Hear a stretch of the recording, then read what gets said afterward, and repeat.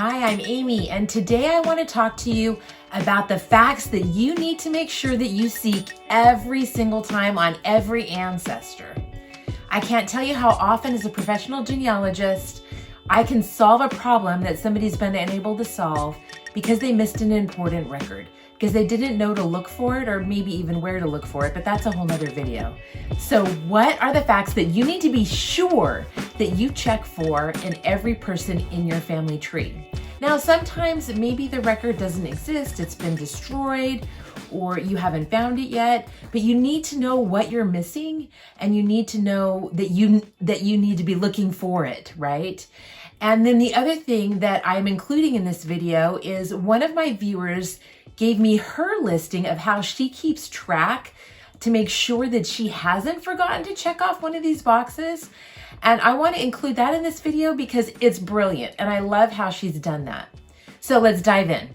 Birth records, marriage records, and death records. Okay, those are our vital records that we think about all the time. And sometimes people neglect to find one of those records. They just might be thinking it isn't that important. But a lot of times one of those records provides some very interesting information in it and stuff that you need to have. But there's also oftentimes more than one record. Have you truly sought them all?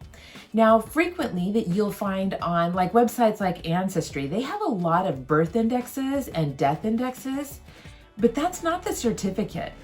And so you want to be looking for that. Now, sometimes those birth records or death records, especially if we're further back in time, they didn't have the certificate. They weren't doing certificates then. But a lot of times they'll be listed in a book. And so you're looking not only for the indexed record, which is great, and those indexes have been created by various government entities and different things, but you really want to get to the original record. So that's the first thing. On marriage records, those are really important to look for all of the different marriage records. As a matter of fact, I just had something break through on my family because I found another marriage record that I actually didn't know that existed at the state that I wasn't expecting to find. So you want to be thorough in your research of marriage records. A lot of times a marriage license was created or a marriage bond was issued if we're further back in time. Now, in addition to death records, you want to be looking for wills, and you also want to be looking for obituaries because obituaries can have tons of information in them.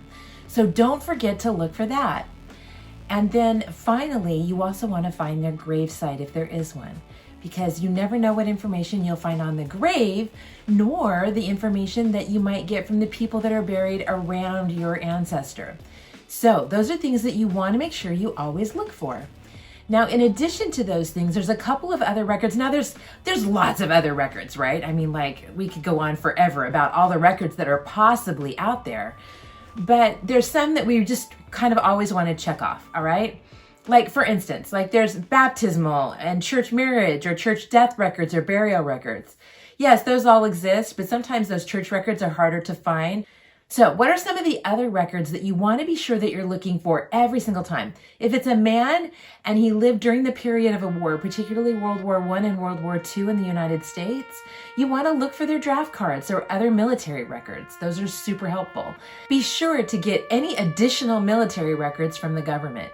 If you see military service, it's telling you you need to dig further. Now, a draft card doesn't necessarily mean they served, but you definitely want to check some things like that out if you do find any other records that indicate military service.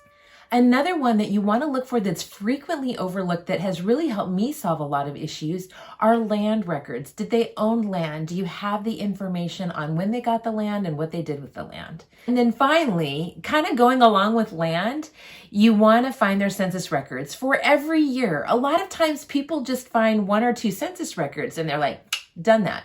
No. You want to find them all. And the reason you want to find them all is that they'll tell you the family's pattern of where they've lived. In addition, sometimes you have other family members that have resided with your ancestors. Maybe a mother-in-law or a mother or a father or a sibling or cousins or nieces and nephews. Anyway, those can open doors for other discoveries. So make sure you find every census record that applies to your individual for the time period of their life that would apply to them. In addition to those census records, especially if you're not able to find somebody in a particular period, you could look at tax records, or you could also look at city directories, and they can help you kind of pinpoint where somebody lived. And that's a really good thing to have. And then finally, if your ancestor immigrated from another country, you want to be sure that you get the immigration paperwork and the passenger lists and things like that, anything that you can get, as well as their naturalization paperwork if they became a naturalized citizen. And many of the census records in the United States tell you whether or not that they were naturalized. So let me take a minute and show you something that was created by Beth Money. I so appreciate this, Beth. Thank you so much for sharing this with me because I really like the way that you've done this. I'm going to take a quick break to show you about some coaching that's opened up. Thanks. Do you need help with your genealogy research? Are you hitting brick walls? Are you totally frustrated? Or do you not know where to begin? I've opened up group and individual coaching sessions via video, and they start at $35. So if you're interested, click the link below down in the description of the video, and you can sign up. So let me show you Beth's form that she created. So here you have her genealogy document inventory is what she calls it. And she has coding at the top. She's working on Ancestry. So she makes a notation about whether she has the record on Ancestry, whether she has a paper copy of it, or whether it's a scan or digital. And I really like that because then she knows where to find it if she's going back and trying to put all this together, or maybe writing a story about them or something like that. So you'll see here that she's grouped her ancestors' names by lines. You could make a column where you put them by their last name, and then that would help you. You could sort the column if you did this in an Excel spreadsheet. There's a lot of different ways that you could go about doing it. Make whatever works for you. But I just wanted to give this to you as an example. So anyway, so she's got her tours line and her Steger line, and then she has the individuals that are within those lines. And then she has a column for birth index, birth certificate or an original book entry, marriage index, marriage certificate or original book entry. I might put in there marriage license or something like that. That might be something that you want to add. Military, land records, death index or book, death certificate, will, obituary, find a grave, and then she also has a spot for a biography. Now on her second page, she has a listing of the census records, and I really like how she's done this. She has the 1850, 1860, 70, 80, anyway, it goes up through the 1950 census, and then she has a listing of which censuses would be appropriate for that individual. Like for instance, on her first line, she has Harold Tours. He lived from 1918 to 2002. Well, he's not going to be found in the 1850 census or the 1900 or 1910 census. So she's shaded those, knowing that those would not be censuses where she would expect to find that ancestor. But then she has a listing of all the others. And as you can see here, she has a couple of census records that she's missing for some of the individuals. So that gives her some stuff to look at. And then she's added in this area the city directories, and as well as immigrations or passenger lists and things like that. So I love this. I think it's a great way to do it. Now there's lots of different ways to do it. And there's a lot of different methods you could do it on. You could do it in an Excel spreadsheet. You could do it in a Word document. You could do it in any of the different platforms that are out there, Google Docs and all that stuff. But I really do recommend that you figure out a way to keep track of whether or not you have checked all your boxes and gotten everything that you should be getting on your ancestors, making sure that you haven't missed anything. So good luck. I hope this has been helpful to you. Please subscribe to the channel. Please give this a like if this has been helpful to you.